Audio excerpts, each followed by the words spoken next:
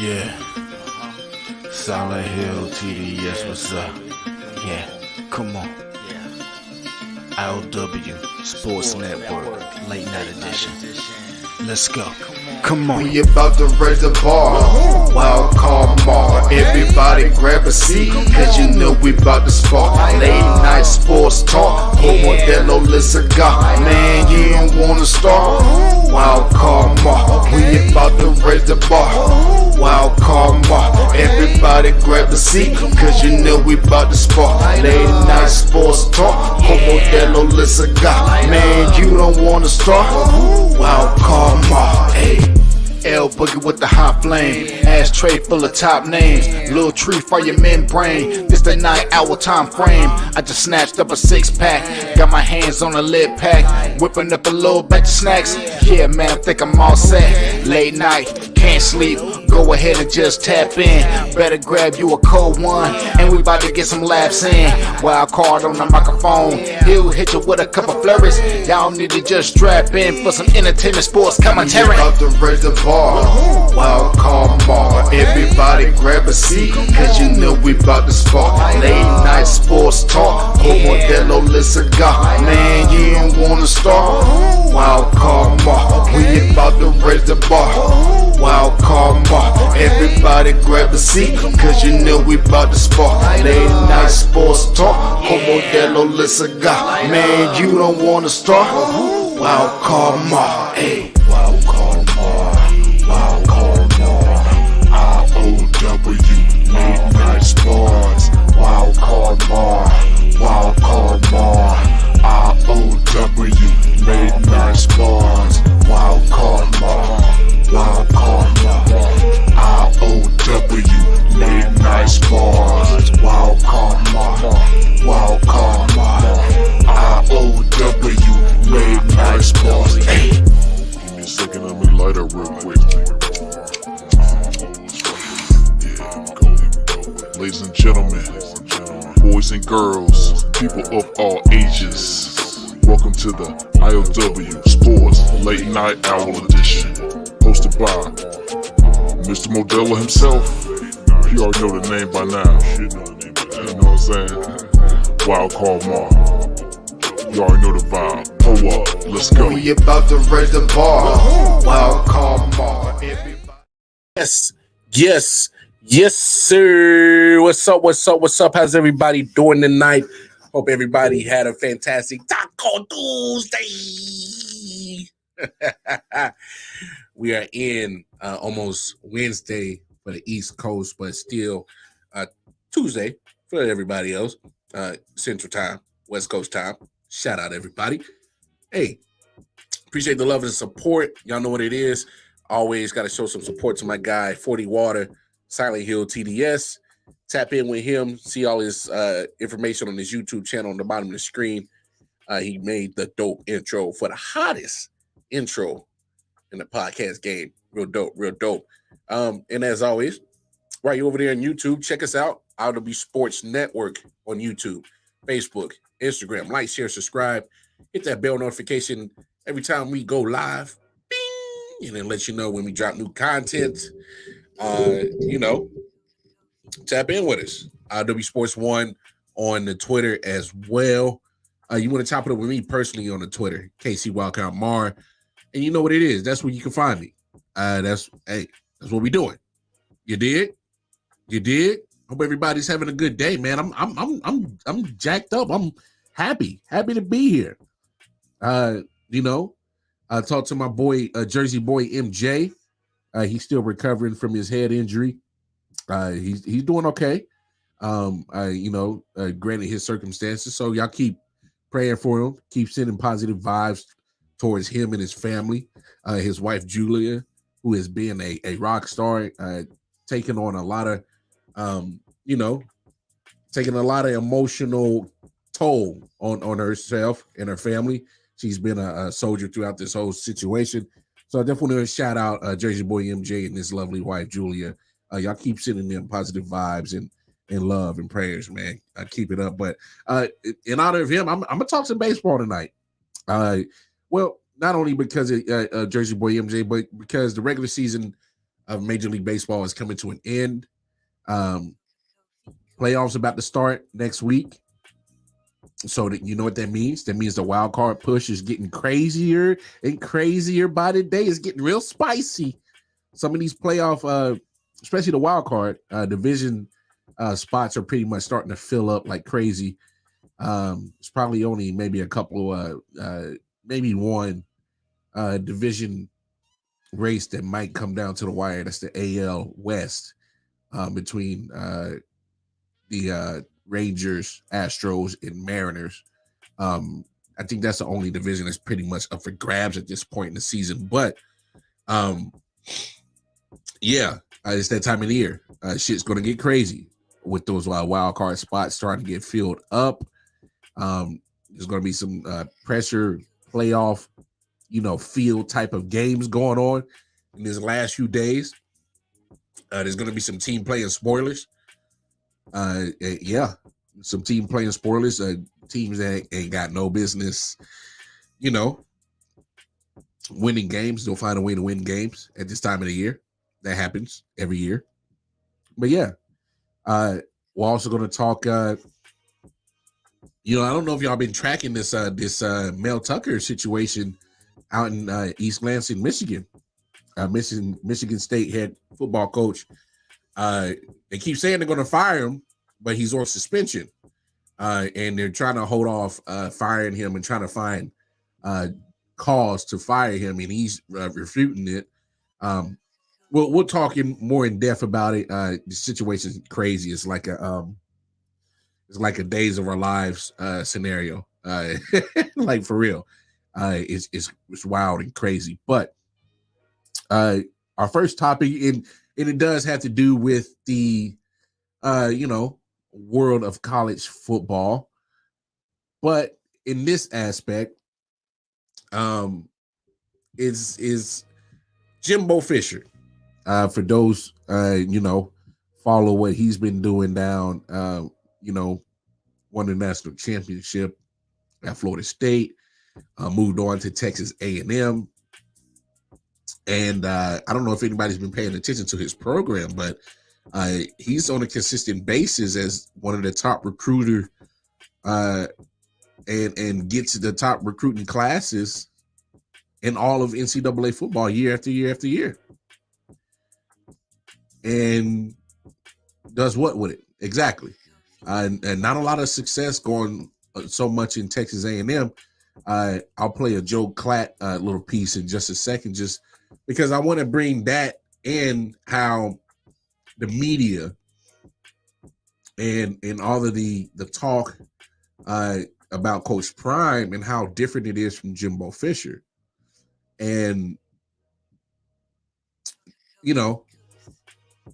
we obviously got to always talk about the elephant in the room when it comes to how media handles certain personalities, people, and things like that.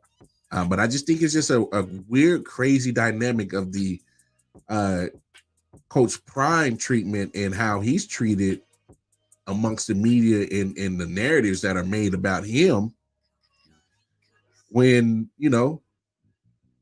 where's the same energy when it comes to other coaches? That's all I'm saying. I'm just, pointing out an obvious hypocrisy. That's all. Obvious hypocrisy. It ain't no secret. It ain't nothing new under the sun. It ain't like, this hypocrisy just happened. No. I'm just, playing Captain Avo right now.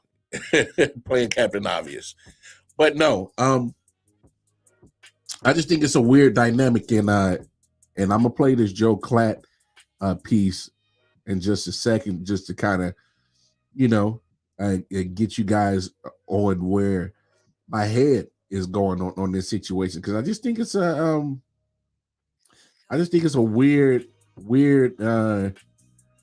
dynamic on how things things are said and narratives are made about certain individuals, but not of others individuals, should I say. So,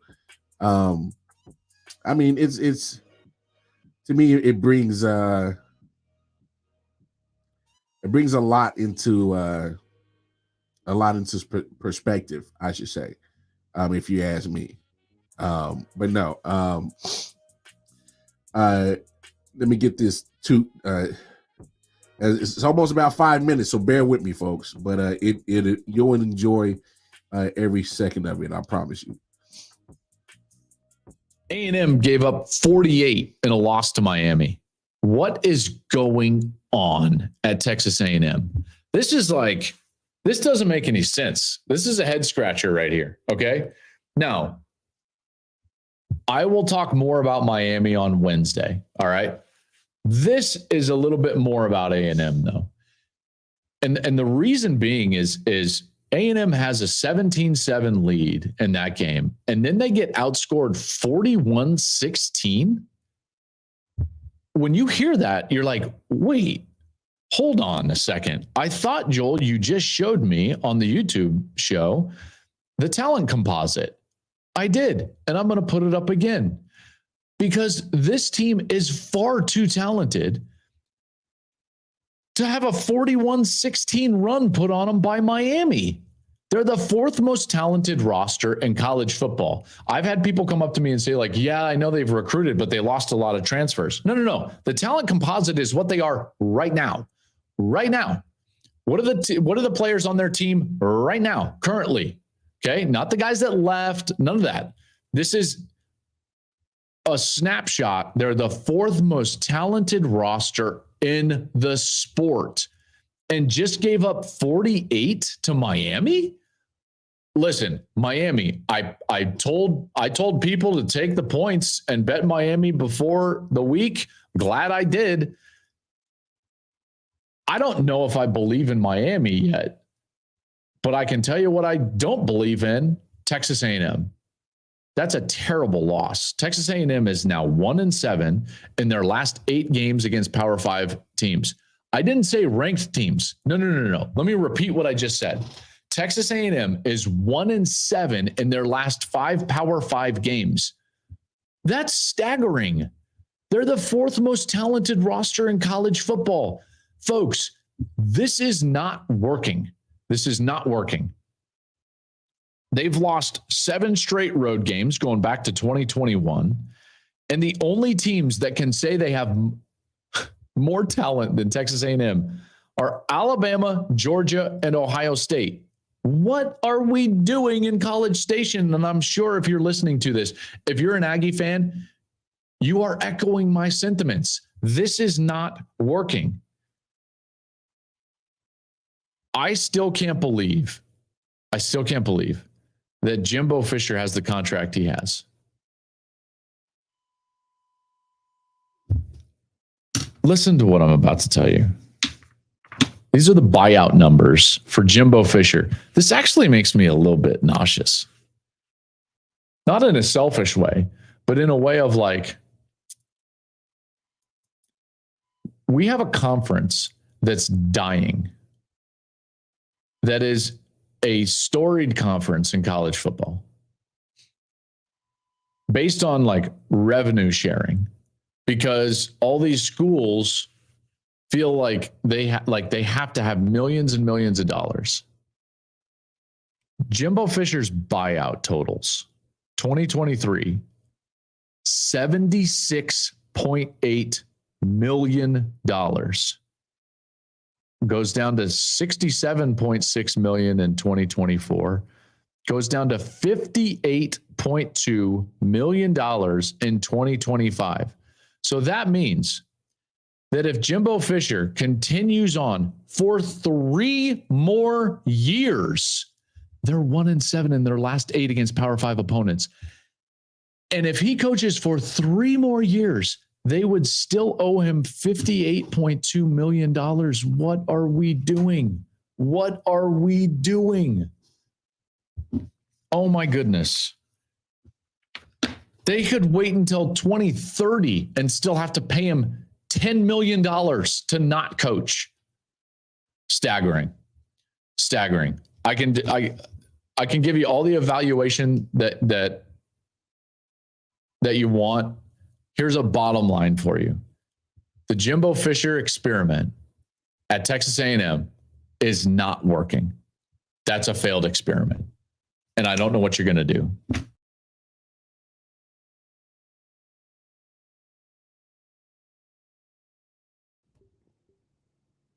I mean, Dick, there you have it.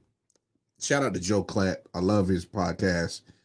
Great stuff. I know that was a longer clip than what I normally play, but I didn't know which specific piece to take out because I thought it all mattered. It all mattered to this conversation. And this is what I'm talking about. So obviously we talk about how Coach Prime is very outspoken. That's him. That's his personality. And he's getting punished by the media, and these narratives are getting made up about him because he is something different. His personality of confidence is getting, misconstrued as him being arrogant. You know what I'm saying? Him being very braggadocious. But this has been Prime his whole life. He was he supposed to change because he was a coach? No. That's him. And so you look at narratives that are being put on him, but where's the scrutiny on coaches like Jimbo Fisher? I mean, literally, Joe Klatt laid it out perfectly. Not only is it a failed experiment at Texas A&M, it's like, yo, this dude is cashing big checks from the state of Texas, collecting a lot of money. Did you hear what he said? In order to buy out Jimbo Fisher this year would be $76.8 million. Buyout to tell him to go away, stop coaching. Next year, $67.6 million in 2024 to buy Jimbo Fisher out.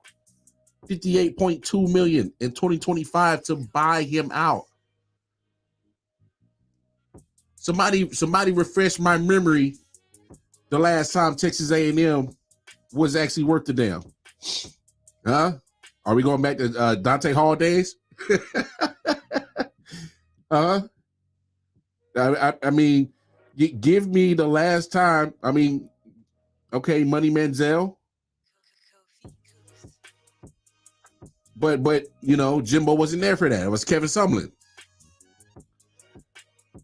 So, I mean, when is all this money that is getting thrown towards Jimbo Fisher, when is it going to pay off? Where's the return on investment? Huh? Remind me, when's the return on investment? Because last time I checked, ever since he's been down in College Station since 2018, 9 wins is his highest total? That's it?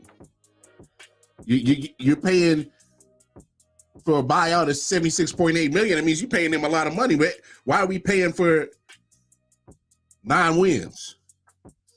So 9-4 his first year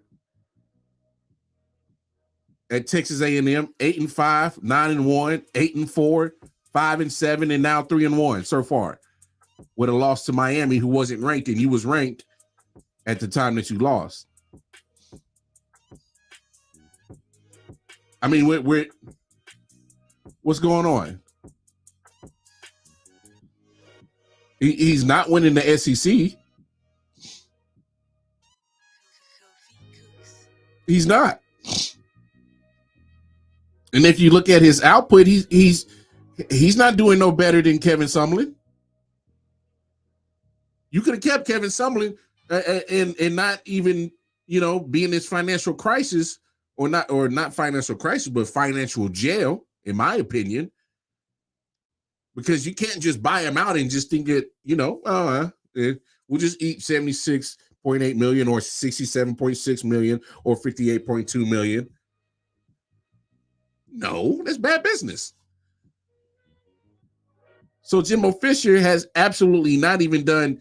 The only thing that he might have done better than Kevin Sumlin, which Joe Clatt also pointed out, is when the team total composite, as in what the talent is on the team is right now. That's transfer portals, recruits, people that signed. So it's literally Ohio State, Georgia, and Alabama are the only schools better than Texas A&M, and Clemson is right behind them. You're 4 out of the top 5. You're 4th out of the top 5. So this is where I have the problem with how the media paints certain coaches and painting certain people, because Coach Prime brought a whole bunch of people through the transfer portal. He literally gutted a whole 1-11 team, so it's a whole brand new team. It's people that played for him at Jackson State, people that came in from transfer portal from other places that he recruited through the transfer portal. So we got to look at, those certain expectations and things that are placed on Prime, and it's like, how did you expect a guy that's literally got a brand new team? Some of these pieces ain't never played with each other before. You're putting these high expectations. So when they got their ass whipped by Oregon, for those who really watch football and really know, that wasn't an exposed game. See, when people say, oh, Colorado got exposed, no, you saying that they got exposed lets me know that you haven't been watching the product. You haven't been watching their content. You haven't been watching their games until they got their ass kicked. Because fact of the matter is, you knew that same flaws that were dooming them against Oregon been there the whole time. They were a problem at TCU. They were a problem at home against Nebraska. There was a problem at home against Colorado State. So, of course, we knew that was going to be a problem when they go on the road to Oregon, which is a tough place to play in college football. That's a tough place to play. That Oregon student body and their fans, they get into it. You got to realize ain't too much going on in Eugene, Oregon. Ain't too many professional sports leagues out there in Oregon. You got Portland Trail Blazers. You got the Portland Timbers of Major League Soccer. And that's pretty much about it. Other than that, you got a whole bunch of college teams that you got to go crazy for. And they go crazy for them Ducks. So that was a tough place to play. As a fan of Prime, I knew that was a loss. I'd have been a surprise if they even covered the spread. They were 21-point underdogs. And that was Vegas being generous. So when the media talks about, oh, Colorado this, Colorado that, and builds these narratives and people latch on to them and they run with it, and it's like, no. What they ain't really telling you about of the whole college football scene is people like Jimbo Fisher, who has been coaching at a price tag that is elite. His price tag is elite. And this dude has been coaching a mediocre team year after year after year, but he's a top recruiter year after year after year. All this talent squandered. Like, the media needs to pay attention to people like him. Pay attention to people like what's his name down, Lane Kiffin. Jump on them. Create the narratives about them.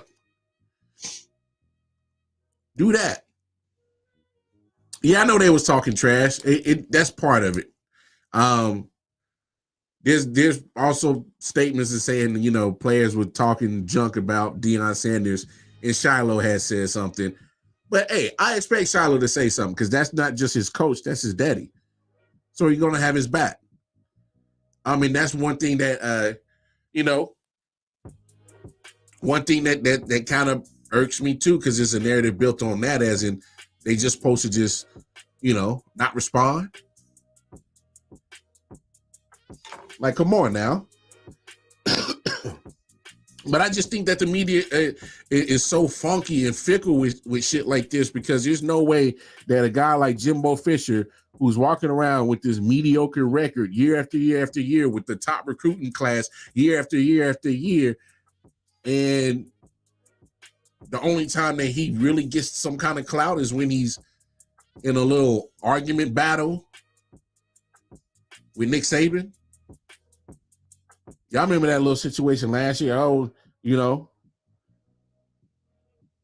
Nick Saban had said some things about the recruiting, and he took offense to it.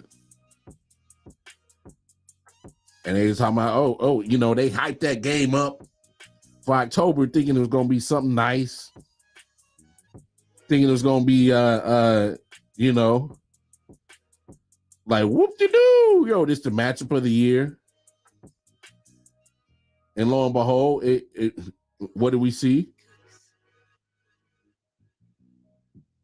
Last time I saw it was a beatdown.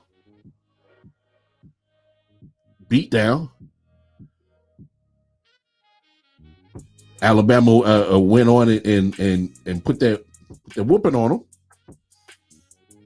Put a whooping on them.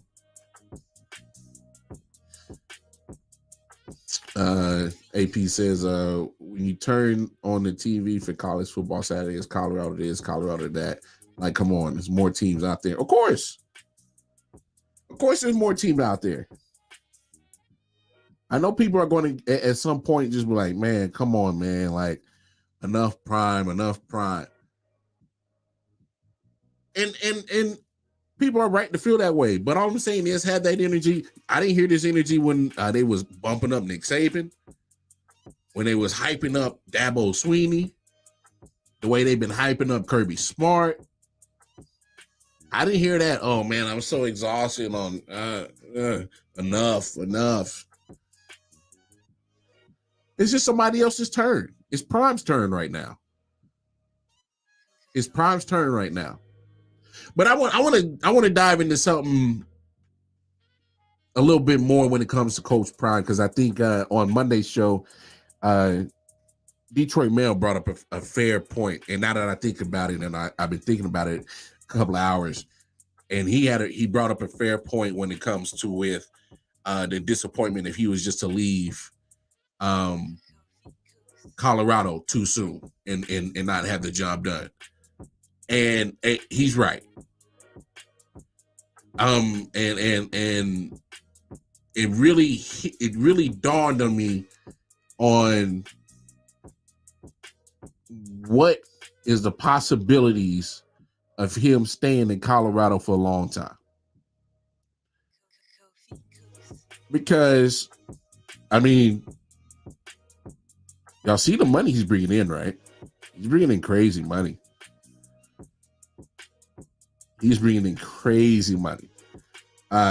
All type of things are happening with Colorado since he came.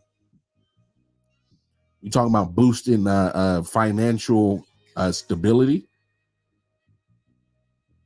creating financial stability for a university, creating income for the whole state.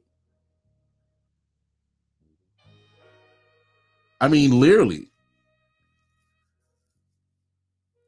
I mean, think about it. I mean, Deion is bringing in money, crazy money, left and right. I mean, it's literally, you are seeing things. Obviously, what he did at Jackson State, it's the same effect. It's the same prime effect. Ticket sales up, merchandise sales up, viewership is up, social media accounts getting more followers. All that generates revenue. All of it.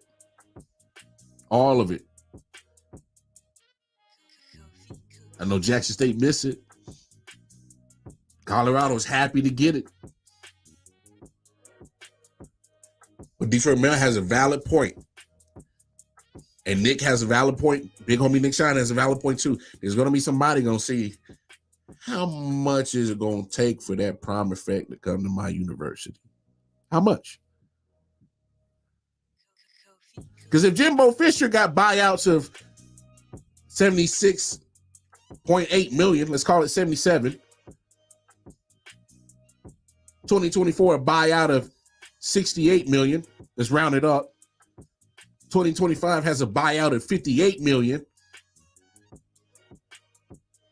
If cats like him with his mediocre coaching job with top talent and ain't doing nothing down in Texas A&M, if he's getting that type of bread, getting that type of money, what do you think Prime is going to be worth?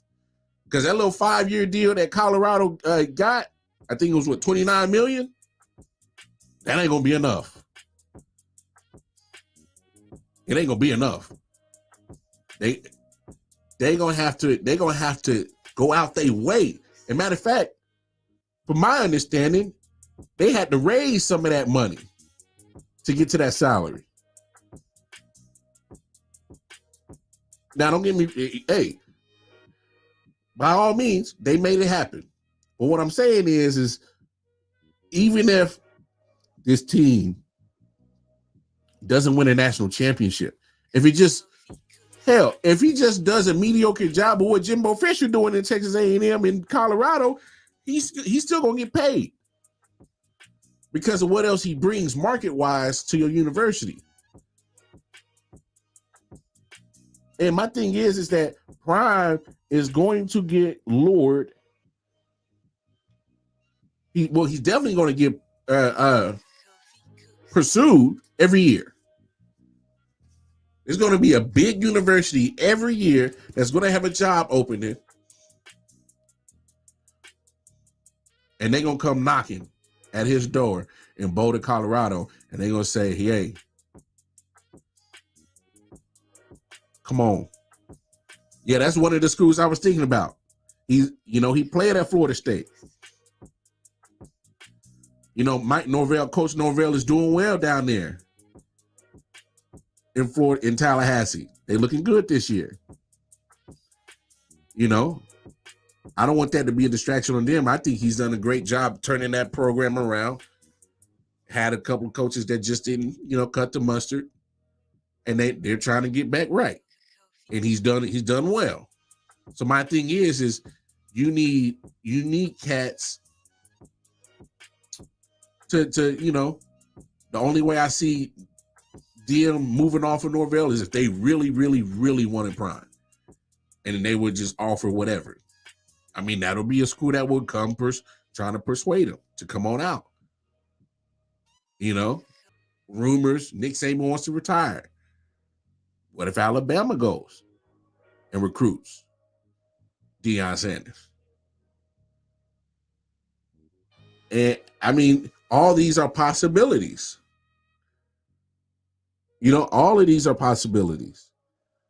I mean, it's all it is to me. You can't take none of this off the table.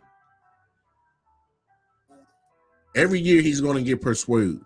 He's going to get pursued to come take a job somewhere that's high profile, but it's going to come with a lot of money.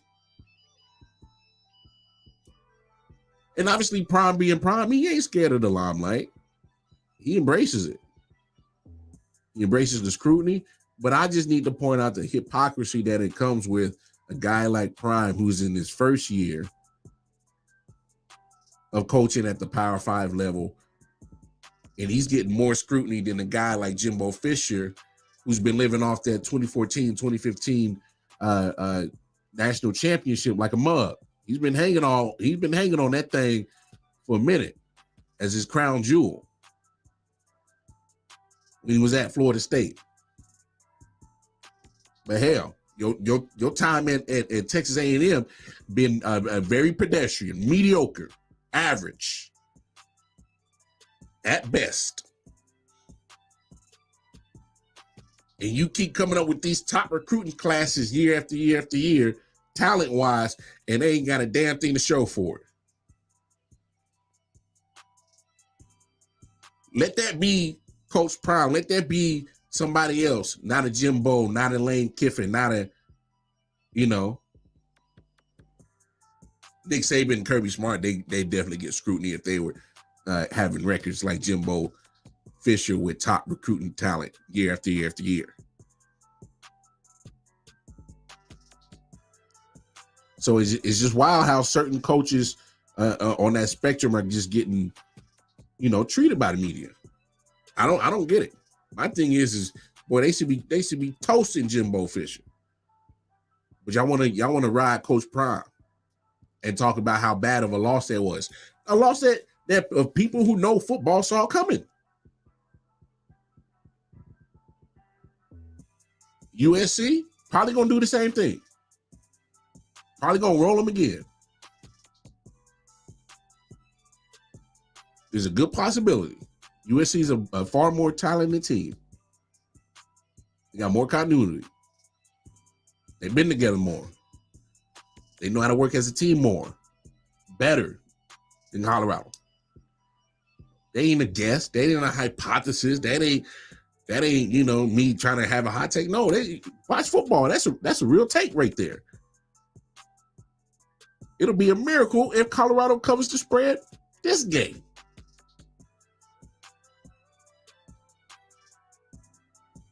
But we just got to be real about the situation. Get your wins now. Because eventually, those top 5 recruiting classes, Colorado or wherever Coach Prime is going to be at, is going to be one of those teams. It's going to be there.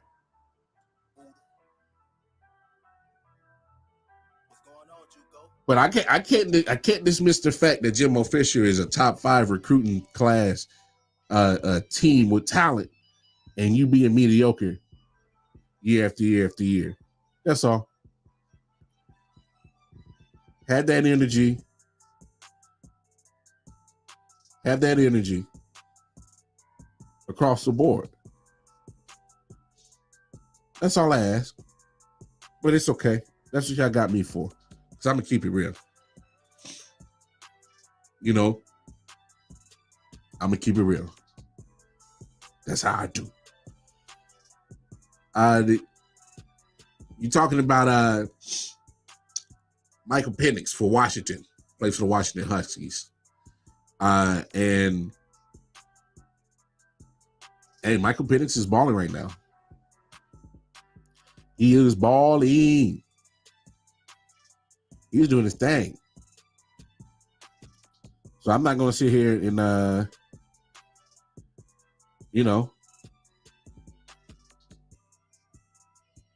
that's just what it is. Ain't nothing much you can say. So, I mean, you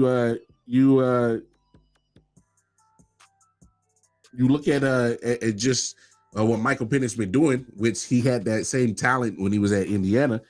Hey, put up big yards, put up big numbers, and that's just what happens. But let's be honest. Just like, if we're talking about hype going to Colorado, hype going to the Buffaloes and all that stuff, hey, there's hype that's comes with that when your stock starts rising in the Heisman race. But you also got to live up to it. You got to live up to it. And eventually they're going to have to, they're going to have to show something too. Michael Penix is good. But Caleb Williams and USC got a good chance of rolling Colorado. Because as we talk about Texas A&M being 4th, Colorado's 34 in team talent composite. So I mean, and that's of earlier this month is the last time that was calculated. So, but I mean, look, I think it's going to be it's going to be a lot of craziness going on in that Pac-12. Obviously, Washington's part of that too for the last year. It's crazy. Pac-12 is the conference that is leaving, breaking up, about to just is already imploded, and teams have been jumping ship. It's just wild and crazy that conference overall has the best winning percentage overall.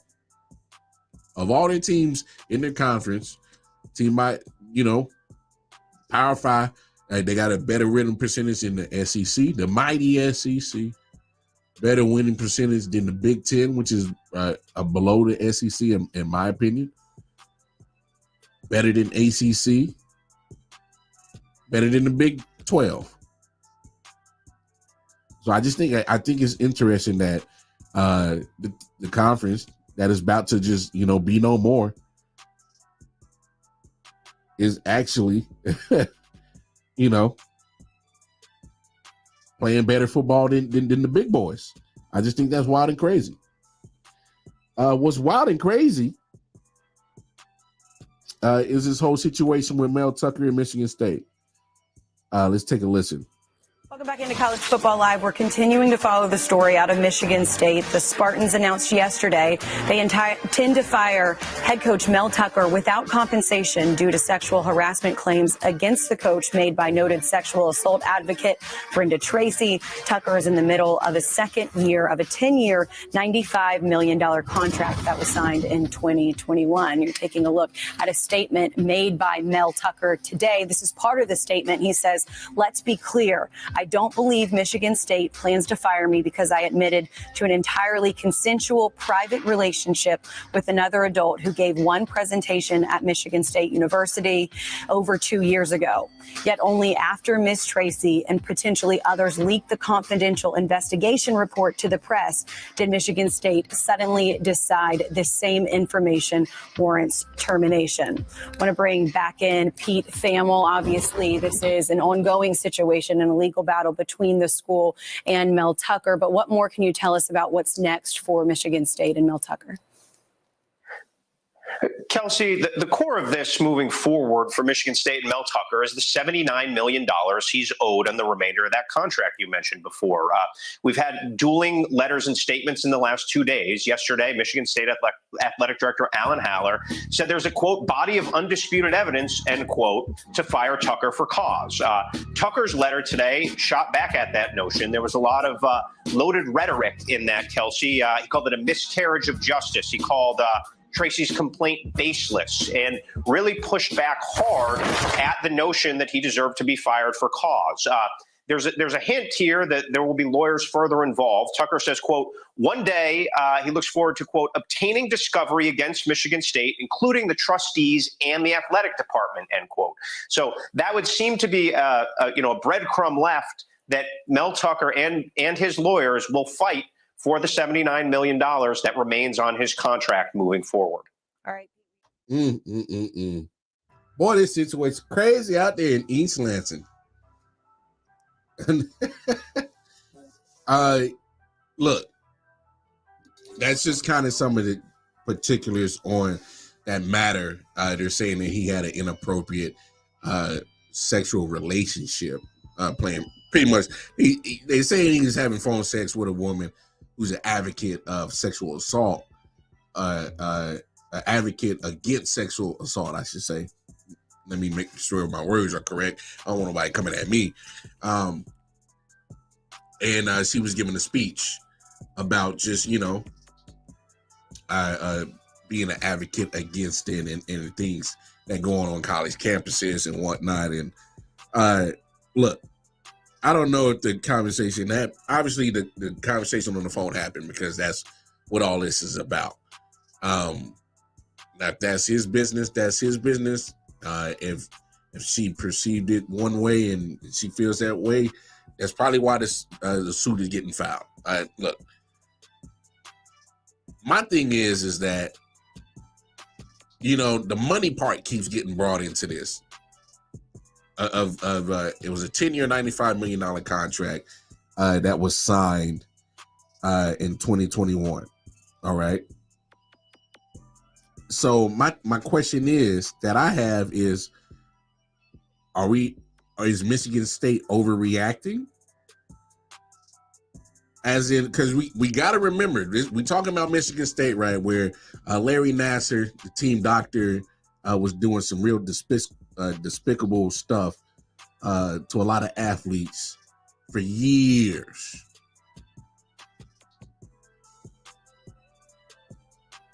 for years.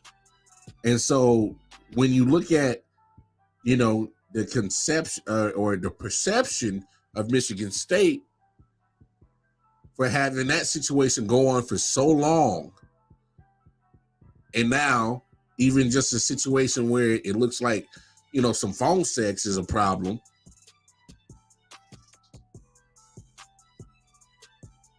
Like, are they overreacting? Because they haven't fired him. They're trying to find a reason to fire him. So if you're still trying to find a reason to fire or not pay, because he's still suspended. He's a suspended coach. They keep saying there were intentions to fire him. So if you're trying to find reason to fire him, then what exactly are you firing him for? Because I don't know about y'all. And let's just simplify this, all right? When have anybody ever been told that, hey, I'm intending to fire you? Have anybody worked for anybody that says their intentions are to fire you? If they gonna fire you, they just fire you. So they suspend him, say, we gonna fire you.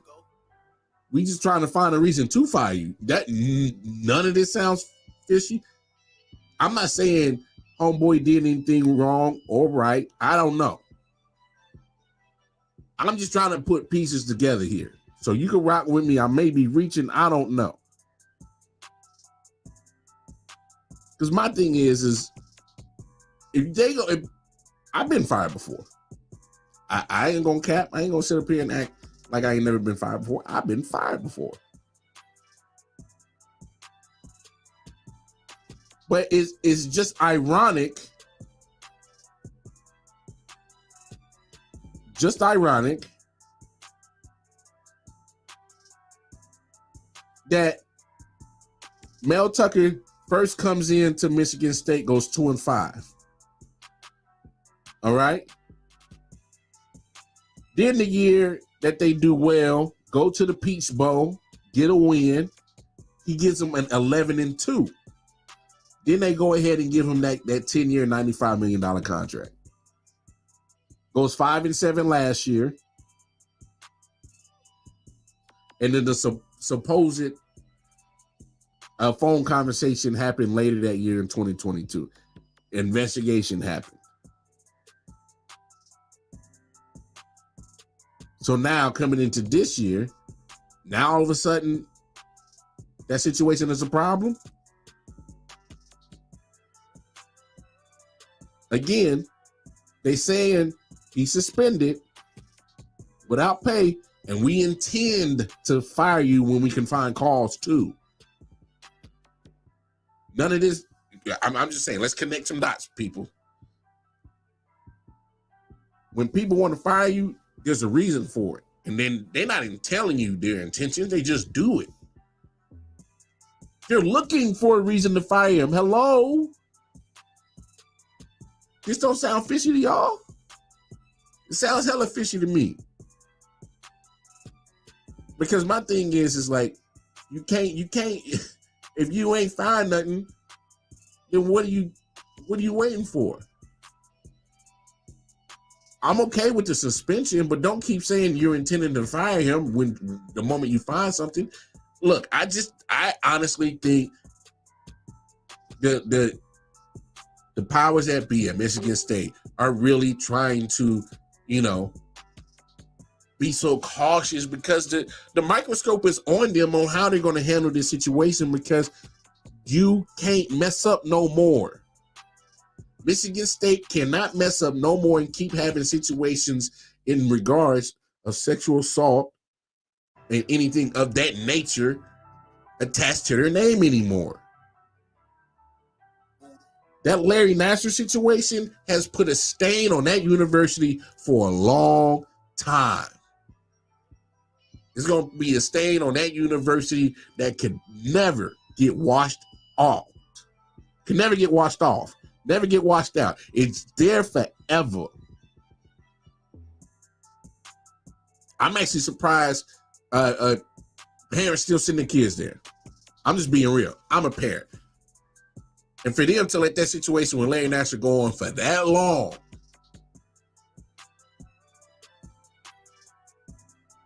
come on now.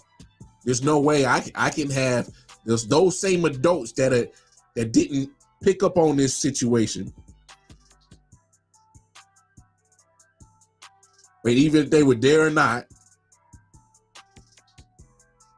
it's just a stain that'll forever be there. I don't know if I could. Better than me. I couldn't do it. I couldn't send my kid to a university with a stain like that on there. That shows true lack of not caring for the young adults. And I'd be damned if no. Catch me up in that joint, chitty chitty bang bang. Shit. For real. So I just think they're overreacting right now. They're not trying to have any more stains on their coat, on their Michigan State coat, because things just ain't gonna be. It's not a good look. So I think they overreacted and say, all right, well, we're gonna fire you. Let's suspend you and then get to the specifics of the situation. So I kind of think that Mel Tucker is stuck in a situation where, because of the allegation, regardless on how you feel of the severity of it, because if we're talking about phone sex, if you don't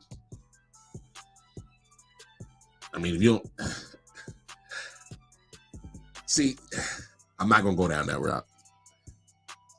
All right, damn it, I don't care. It's my look. We on the phone, and the shorty's talking that stuff that I don't like, man, click. Click. Hang up the phone. Click. Now you talking about harassment? Okay. You gotta prove a pattern. That's all I know. I've done my time in the corporate world, corporate office.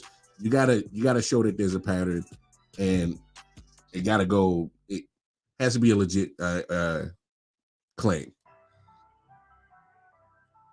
Has to be a legit claim. So end of the day, until everything gets handled, I'm just of the mindset that the fact that you're looking for a reason to fire him for cause. Like, come on, Mal. Like, I understand the suspended part because the claim came for sexual harassment. It came, so you got to investigate it. So you don't want to sit there and be having him continue to coach, be around the general public, and that claim is over his head, and they know about it. It's no different from any other player with allegations like that. Eventually they had to sit down to Sean. Eventually there's other players or things that you just got to sit down because your legal life is too much, and everybody knows about it.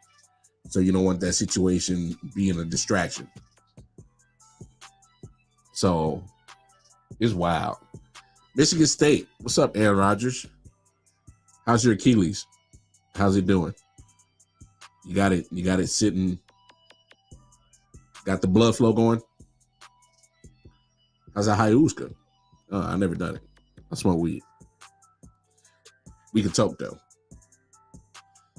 But I don't know. I just think it's wild and crazy sometimes when it comes with things like that in college world. I'm just trying to connect some dots, and some of it is looking kind of shaky. That's all. Man, let's move on to some quick baseball in the last 5 minutes of the show. Got a little time to talk about. Hey, man, I trust me. I'm glad that football is back. I'm glad football is back, of course, but I still got to keep my eye out on baseball. Just because, hey, for those who watch the show, I played baseball. Probably was my first sport I played. Oh, you healing up? You're gonna be ready for week 5, man. You're a quick healer. Good luck with that offensive line that's in front of you. You'll be right back to that couch real soon. And probably a good idea to miss this week because you don't want Chris Jones on your head, George Karlaftis on your head. Felix, he's gonna get his first sack this week. He's gonna get his first sack. So I mean, this is it's just wild cards, man. It's just wild and crazy how the standings are so close in this wild card race. So obviously, the AL East, I forgot about them. They're a 2.5 game difference between Baltimore and Tampa Bay. Obviously, AL Central, Twins got that been locked. And then AL West, Texas, Houston is 2 games back in Seattle. They're 3.5 back. So you look at that situation in the AL, the East. Obviously, Atlanta's been on fire. They've been doing that thing. Milwaukee, they look like they're about to, not look like they clinched the Central. And of course, the Dodgers already clinched the Central. The West, NL West. My bad. But this wild card race is where shit is really getting spicy. So look at the AL East. You got Philly, they clinched the spot. Arizona is 1 game up. Chicago is right there. And half game back, Miami Marlins. 1.5 game back, Cincinnati. Both San Diego and San Francisco are still mathematically alive, 4.5 games back. And that's the NL. So that's 1, 2, 3, 4, 5, 6 teams fighting for 2 spots in these last few days of the regular season. And then American League is real simple. The loser of the AL East, whether it's Baltimore or Tampa Bay, right now, Baltimore has that lead. So Tampa Bay got their playoff spot locked. Toronto's right there, 1 game up. Houston and Seattle. So it is quite simple right there. 3 teams fighting for 2 spots. So there's gonna be some good baseball coming at the last few days. So we got Wednesday, Thursday, Friday, Saturday, Sunday. We got 5 games. Wednesday, Thursday, Friday, Saturday, Sunday. 5 games. And there's gonna be some good baseball played, man. Because shit's about to hit the fans. And this is what I love. You got the Astros playing the Mariners right now. That game matters. Top of the 7th. Mariners are up 5-1. The Rangers lost 3-9 to the Angels. That's with no Ohtani, no Trout. That's a bad loss. But all these losses matter right now, man. Every last one of them. Oh, I know what I want to show y'all. So real quick. I saw this play, and this is gut wrenching, man.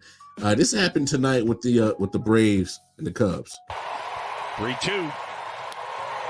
In the air, out towards right center. Suzuki the call. No. Oh, my goodness. And 2-run score. Suzuki called off Bellinger. And just the miscommunication, or maybe he lost it in the lights. I'm not sure. I'm thinking maybe some lights at the end. The trajectory of that fly ball, that's one we see in a lot of ballparks. Get hung up in the lights. You see it at Wrigley from time. 3-2. Damn, Suzuki. What you doing, man? Hey, man, plays like this is very costly at this time of year because you lost that game when you was winning, And you barely are hanging on to that last spot in the wild card. That's a bad loss at the wrong time. And that's against a good Atlanta team, who, by the way, might break the record of most team home runs. The record's 307. I think they got like 300.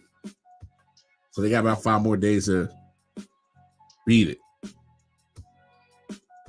But plays like that are crucial right now in this time. Hey, it's the difference between sitting at home and getting a chance to compete for a chance to win the World Series. So, I mean, hey, that's just what it is. I just think you got to find a way to, stick with the fundamentals. Get the easy out. That's an easy out. That's an easy out. That's an easy out. So, but you know what it is, man. We're going to close up shop. I appreciate everybody tuning in, watching, kicking it with the phones, kicking it with the homie.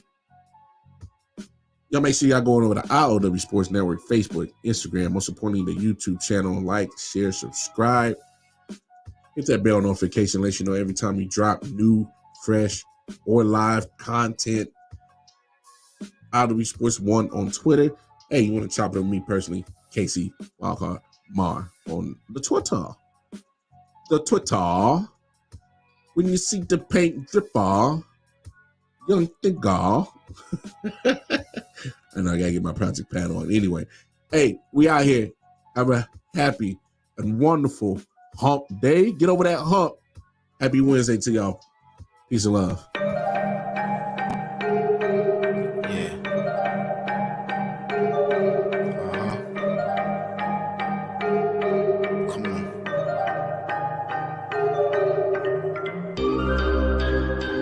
Silent Hill TV, yes.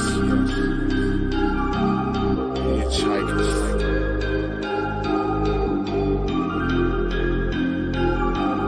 Yeah, smoking so much dope, I'm seeing traces. Visual lasers load across the scene is dangerous, aggressive like behavior. Couple monsters for my neighbors, resisting human nature.